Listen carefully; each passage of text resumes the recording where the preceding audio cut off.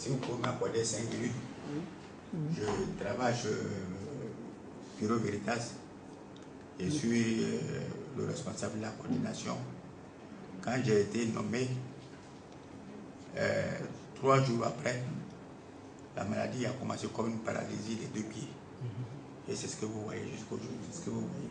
Alors vous êtes avec le gars Emile? Oui. Il est toujours là? Oui, il est toujours là. C'est en quelle année ça a commencé, ça?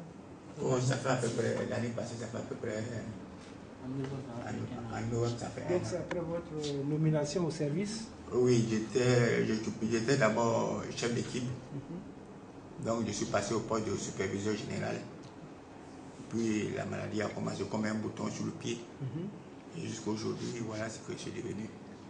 Donc ça fait 1 an. Ça fait pratiquement 1 an. Bientôt 1 an.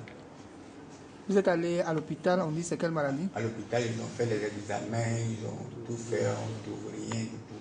Rien. Rien du tout. Mais je souffre. Ils ont fait tous les examens, tous les tests. Tous les examens, j'ai une assurance, tous les examens, tout. Mais vous souffrez quand même? Mais je souffre énormément. Jusqu'à là où ça coule là, c'était devenu comme une coquille. Là, c'est devenu comme une coquille d'escargot. Donc par les médicaments, la prière, on prie, les médicaments jusqu'à la coquille s'est cassée.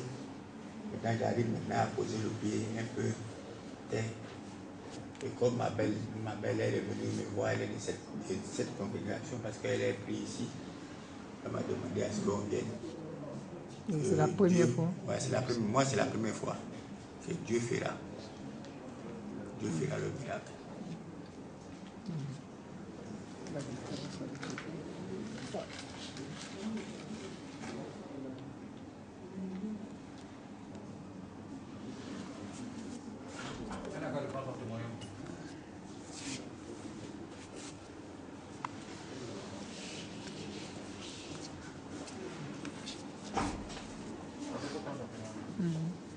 Je vais prendre le témoignage.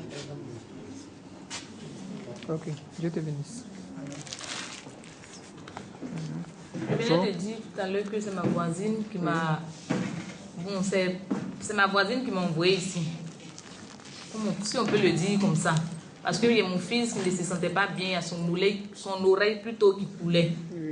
Et ma voisine, je suis allée lui expliquer que le lendemain, j'allais partir au CHU pour voir ce qui n'allait pas. Elle m'a dit non, attends, je vais envoyer une huile que tu vas mettre sur un coton, imbiber dans son oreille pour voir ce que ça va donner.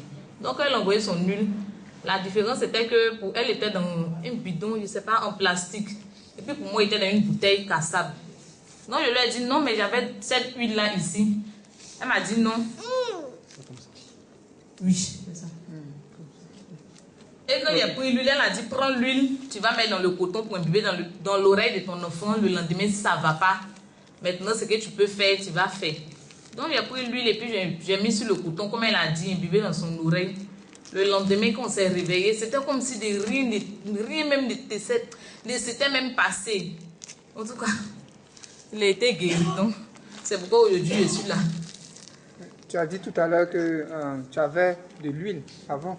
Oui, avant, moi, j'avais mon huile que j'achetais au supermarché. Moi, mon huile d'ancien, il l'achète au supermarché. Il va donner à un pasteur qui prie et puis il garde ça dans ma maison. Mais tu as utilisé aussi? Il a utilisé l'huile.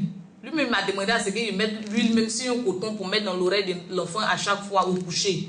Mais il faisait, ça n'allait pas toujours. Ça n'allait pas. Et quand tu as pris le sang de Jésus? J'ai mis dans son oreille. En tout cas, l'oreille a séché jusqu'aujourd'hui. Ça n'a plus coulé. Ça n'a plus coulé. Que Dieu te bénisse. Amen.